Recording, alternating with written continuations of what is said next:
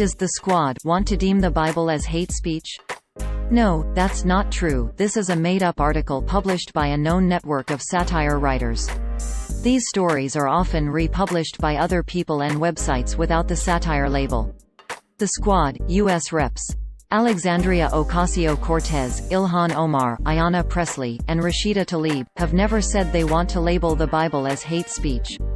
The claim originated from an article, where it was published by Bustatroll.org on October 24, 2019 under the title "The Squad Wants the Bible Deemed to be Hate Speech." It opened, quote, "Proving once again that they are enemies of America and of all that is good in the world, the Squad, Ilhan Omar, Alexandria Ocasio-Cortez, Rashida Tlaib, and the other one, have started on a new crusade. The four want the Holy Bible to be declared material containing hate speech and dealt with appropriately, either through thorough censorship or an outright ban." End quote. The four progressive Democratic congresswomen have become known as the Squad on Capitol Hill due to their unity on various issues, and have drawn the ire of the Trump administration and Republicans for their drive to move the Democratic Party leftward, according to a July 2019 profile of the four on CNN.com. The Bustatroll.org site is part of the America's Last Line of Defense network of satire websites run by self-professed liberal troll Christopher Blair from Maine, along with a loose confederation of friends and allies.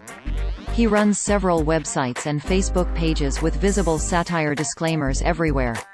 Each article bodes this satire disclaimer, quote, "Satire tilde sati. Our knownth use of humor, irony, exaggeration, or ridicule to expose and criticize people's stupidity or vices, particularly in the context of contemporary politics and other topical issues. If you disagree with the definition of satire or have decided it is synonymous with comedy, you should really just move along."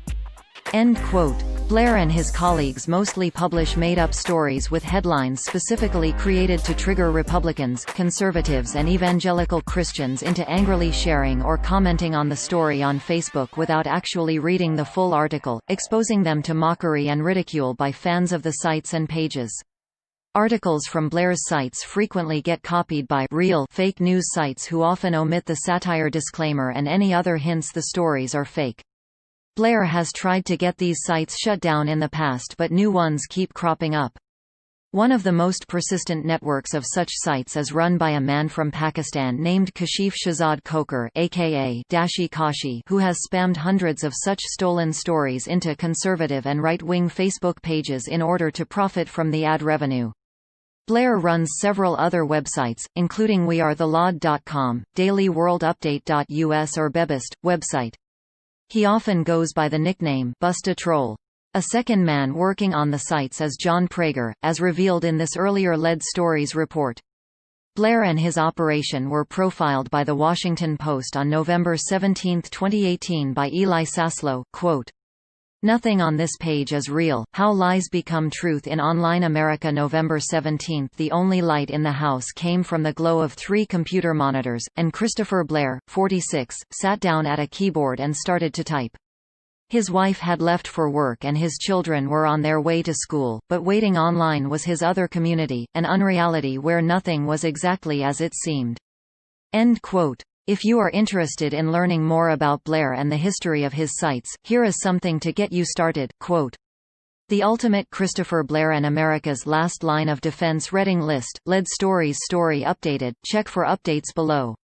Yesterday Eli Saslow at The Washington Post wrote a fantastic article about Christopher Blair, a man from Maine who has been trolling conservatives and Trump supporters online for years and occasionally even made a living out of it. End quote. If you see one of his stories on a site that does not contain a satire disclaimer, assume it is fake news. If you do see the satire disclaimer, it is, of course, also fake news. NewsGuard, a company that uses trained journalists to rank the reliability of websites, describes Bustatroll.org as, quote, "one in a network of sites that publish false stories and hoaxes that are often mistaken for real news, run by hoax perpetrator Christopher Blair." End quote. According to NewsGuard, the site does not maintain basic standards of accuracy and accountability. Read their full assessment here.